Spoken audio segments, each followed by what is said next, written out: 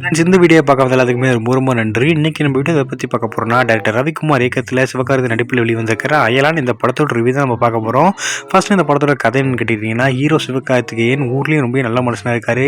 யானைகள் ஹெல்ப் பண்ணுறாரு, பறவைகள் ஹெல்ப் பண்ணுறாரு, மண்புழுக்கு ஹெல்ப் பண்ணுறாரு. வந்து பார்த்தீங்கன்னா வாயிலா ஜீவன் எங்கே கஷ்டப்பட்டாலும் வந்து பார்த்தீங்கன்னா இவர் தேடி போய் ஹெல்ப் பண்ணிட்டு இருக்காரு. ஒரு உயிர் கூட வந்து பார்த்தீங்கன்னா அனாவசியமாக போக விட மாட்டார். அதனால பார்த்தீங்கன்னா ரொம்ப தங்கமான மனுஷன். இந்த மாதிரி ஊருக்கு 4 பேர் இருந்தால் போதும்ப்பா, அடமலையாக அடிச்சு ஊற்றுன்ற மாதிரி வந்து பார்த்துட்டிங்கன்னா ரொம்ப தங்கமான மனுஷனாக இருக்காரு. சிவகார்த்திகேயன் எப்படின்னா ஏலியன் வந்து பார்த்தீங்கன்னா இவருக்கும் மேலே ஒரு பிடி போய், நீ என்னப்பா பூமியில் இருக்கிற ஜீவனுக்கு ஹெல்ப் பண்ணுற, நான் பூமிக்கு ஹெல்ப் பண்ணுறேன்ற மாதிரி வந்து பார்த்தீங்கன்னா வாண்டடாக பூமியை காப்பாற்ற வருது. பூமி வந்து பார்த்தீங்கன்னா ஒரு காரணத்துக்காக வந்து பார்த்தீங்கன்னா அழிய போகுது. இது வந்து பார்த்தீங்கன்னா இங்கே இருக்க மனுஷங்க யாருக்குமே தெரியாது.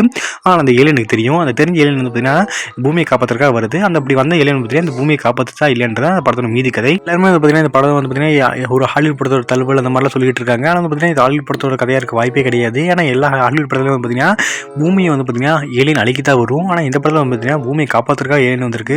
எனக்கு தெரிஞ்சு வந்து கார்டியன்ஸ் ஆஃப் கேலக்ஸி டீம் வந்து பார்த்தீங்கன்னா இந்த ஏலியன் இருந்தாலும் இருந்திருக்கலாம். இந்த படத்தை பற்றி பார்க்கும்போது பார்த்தீங்கன்னா இந்த படம் டெக்னிக்கல் வைஸாகவும் சரி, மேக்கிங் வைஸாகவும் சரி ரொம்ப ஸ்ட்ராங்கான படம்.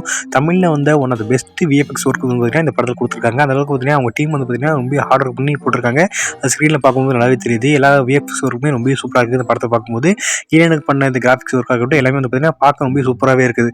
ஒரு ஏலியன் வந்து பார்த்தீங்கன்னா இந்த பழைய படத்தில் வந்து பார்த்தீங்கன்னா ஏலியனுக்கு வந்து பொம்மை மாதிரி ஒரு பச்சை கலர் ட்ரெஸ் போட்டு காட்டியிருப்பாங்கல்ல, அந்த மாதிரிலாம் காட்டாமல் வந்து பார்த்தீங்கன்னா இது வந்து பார்த்தா ஏலியன் மாதிரி நம்பர் மாதிரி இருக்குது. அந்த ஒர்க்கில் ரொம்ப சூப்பராக இருந்துச்சு. மேக்கிங் வைஸாக சரி இந்த படம் வந்து பார்த்தீங்கன்னா ரொம்ப சூப்பராக இருக்குது. அப்புறம் வந்து இந்த படத்தில் நடித்தவங்க சிவகார்த்திகேயன் ரொம்ப சூப்பராக நடிச்சிருந்தார். அப்போ யோகி பாபாவோட காமெடிலாம் பார்த்தீங்கன்னா ரொம்ப சூப்பராக இருந்துச்சு. இந்த படத்தில் பெரிய ப்ளஸ் பண்ணி வந்து பார்த்தீங்கன்னா இந்த படத்தில் வர காமெடிஸ் தான் நிறைய காமெடிஸ் பார்த்தீங்கன்னா ரொம்ப சூப்பராக ஒர்க் ஆகி இருக்குது.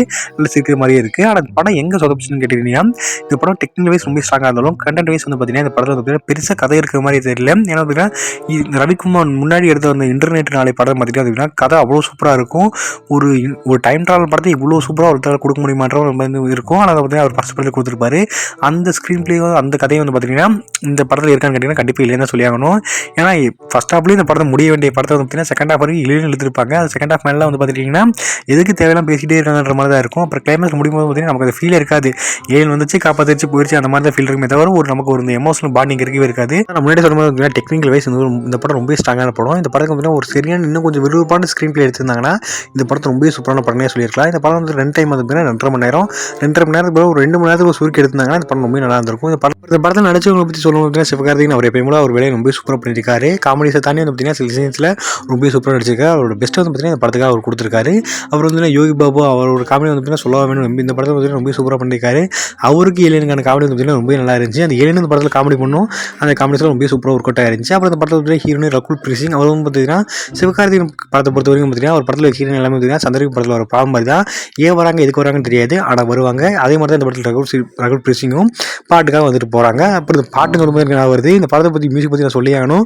மியூசிக் வந்து பார்த்தீங்கன்னா அந்தளவுக்கு எடுபடலைங்க இந்த படத்தில். அதாவது இந்த படத்தில் பேக்ரவுண்ட் மியூசிக் நல்லா இருக்குது. ஆனால் அந்த மியூசிக் வந்து பார்த்தீங்கன்னா எங்கேயும் கேட்ட மாதிரி இருக்கும். எங்கடா கேட்ட மாதிரி இருக்கும் பார்த்தீங்கன்னா எந்திரன் படத்தில் கேட்ட மியூசிக் தான் பார்த்தீங்கன்னா இந்த படத்தில் வர மாதிரி இருக்கும் பேக்ரவுண்ட் மியூசிக். அப்புறம் பாட்டுமே வந்து பார்த்தீங்கன்னா இந்த படத்தில் பெருசாக எந்த பாட்டுமே எடுபடல. பாட்டு கேட்கவும் நல்லா இல்லை, விசுவலாக பார்க்கறதுக்கு வந்து பார்த்தீங்கன்னா எந்த ஒரு பாட்டுமே அந்தளவுக்கு நல்லா இல்லை. மியூசிக் பொறுத்த வரைக்கும் பார்த்தீங்கன்னா ஏஆர் கொஞ்சம் அவரோட பெஸ்ட்டை கொடுக்கலன்ற மாதிரி தான் இந்த படத்துக்கு ஃபீல் ஆகுது. இந்த படத்தில் வந்து ரொம்ப முக்கியமான விஷயம், இந்த படத்தில் வில்லனோட வில்லி ஒருத்தங்க வருவாங்க. அவங்களோட ஆக்டிங் ரொம்ப சூப்பராக, அவங்க பேர் ஐசோன்னு நினைக்கிறேன்.